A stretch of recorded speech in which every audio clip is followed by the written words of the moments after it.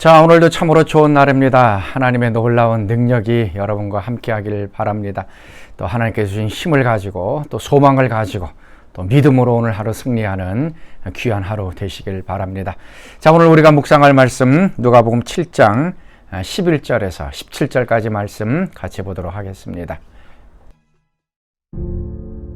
그 후에 예수께서 나인이란 성으로 가실새 제자와 많은 무리가 동행하더니 성문에 가까이 이르실 때 사람들이 한 죽은 자를 메고 나오니 이는 한 어머니의 독자요 그의 어머니는 과부라. 그 성에 많은 사람도 그와 함께 나오거늘 주께서 과부를 보시고 불쌍히 여기사 울지 말라.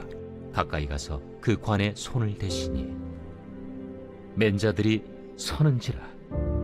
청년아, 내가 네게 말하노니 일어나라. 하심에 죽었던 자가 일어나 앉고 말도 하거늘 예수께서 그를 어머니에게 주시니 모든 사람이 두려워하며 하나님께 영광을 돌려 이르되 큰 선지자가 우리 가운데 일어나셨다. 하나님께서 자기 백성을 돌보셨다. 예수께 대한 이 소문이 온 유대와 사방에 두루 퍼지니라. 자, 오늘의 말씀은 예수님께서 나인이라고 하는 성에 과부의 아들을 살리시는 그런 장면입니다. 예수님께서 죽은 자의 생명 되시는, 죽음까지도 생명을 불어넣을 수 있는 그런 생명의 주인 되심을 오늘 말씀을 통해서 볼 수가 있습니다. 먼저 11절 말씀 보시면 그 후에 예수께서 나인이라는 성으로 가실새 제자와 많은 무리가 동행하더니 성문에 가까이 이를 때에 사람들이 한 죽은 자를 메고 나오니 이는 한 어머니의 독자여 그의 어머니는 과부라. 그 성에 많은 사람들도 그와 함께 나오거늘. 예수님도 이제 따르는 사람이 많아졌습니다. 12제자뿐 아니라 수많은 사람들이 예수님을 따랐습니다. 그래서 한 무리가 되었습니다. 한 100명 정도 됐겠죠. 그 수많은 무리들이 나인 성을 향해서 들어갔습니다. 근데 그 나인 성에서는 또 한 무리의 사람들이 나오고 있었습니다. 근데 그 무리는 장례 행렬이었습니다.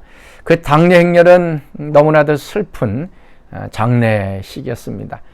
과부의 아들이 죽은 그런 장례였습니다. 이 과부는 남편도 잃고 또 하나밖에 없는 이 아들까지도 잃어버리는 그런 가장 슬프고 아주 처절한 비극적인 상황에 놓이게 되었습니다. 아마 많은 사람들이 울면서 나왔을 것입니다.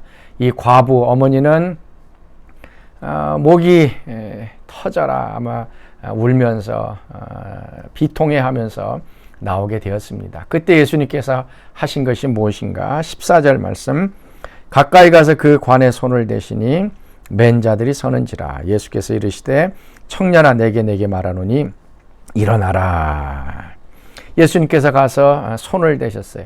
그러니까 움직이고 있는 그 관을 이제 멈췄던 것입니다. 그리고 영어 성경에 보면은 그 관이 뚜껑이 열려져 있었다라고 얘기를 합니다.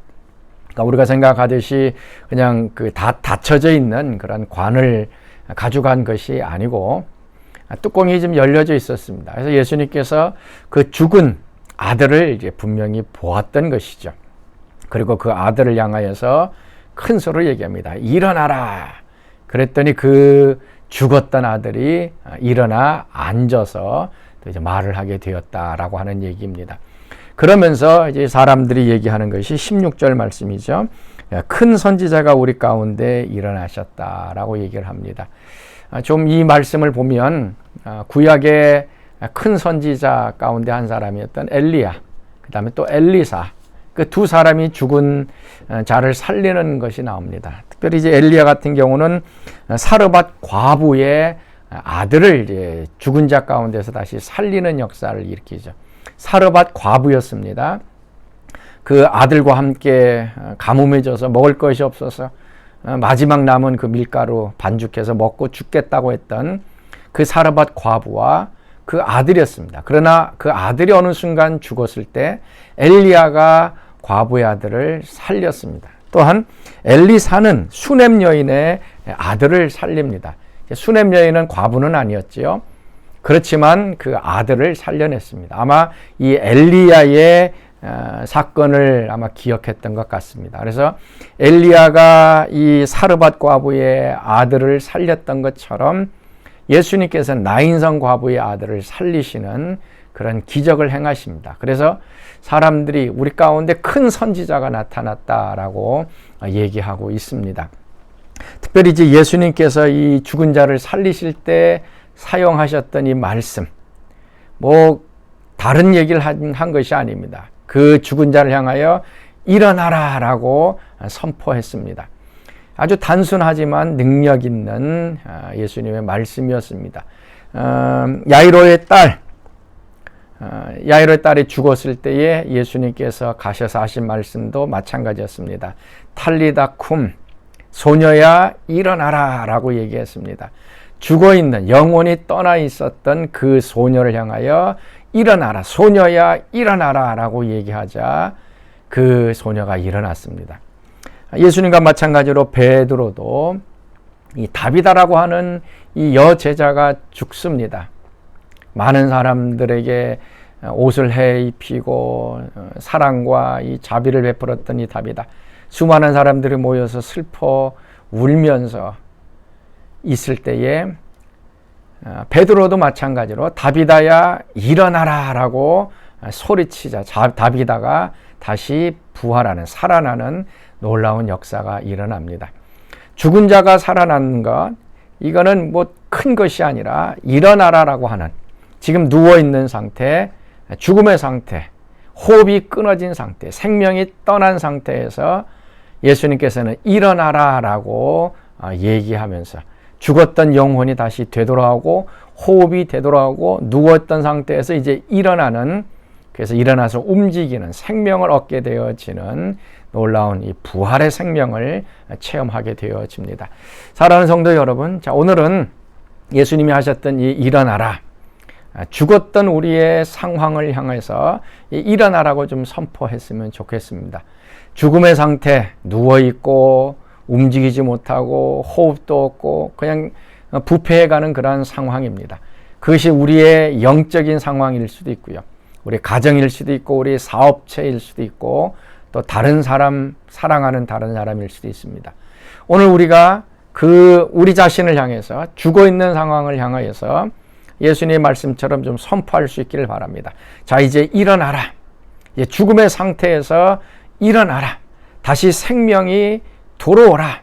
호흡이 들어오라. 에스겔 37장의 마른 뼈와 마찬가지로 생명이 이제 들어가서 힘줄이 생기고 근육이 생기고 살이 되어서 하나님의 놀라운 군사가 되었던 것과 마찬가지로 오늘 우리의 죽어있는 영역들을 향하여서 일어나라 좀 선포할 수 있기를 바랍니다.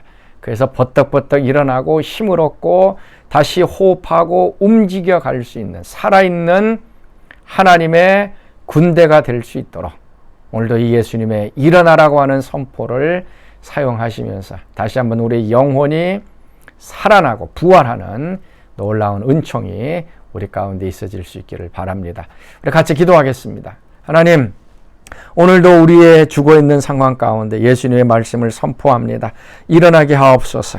일어나라. 오늘 우리의 영혼과 우리의 삶과 또 우리의 가정과 우리의 사업체와 우리의 모든 것들을 향하여 죽어있는 부분들을 향하여 일어나게 하여 주옵소서. 다시 생명이 있게 하여 주시고 부활의 능력으로 행하는 저희들 되도록 역사하여 주옵소서. 그리하여 죽어있는 상태로 누워있지 않게 하시고 새로운 생명이 들어와 이제 일어서게 하시고 뛰게 하시고 움직이게 하시고 하나님을 위하여 일어설 수 있는 하나님의 백성, 하나님의 군대 되도록 축복하여 주옵소서.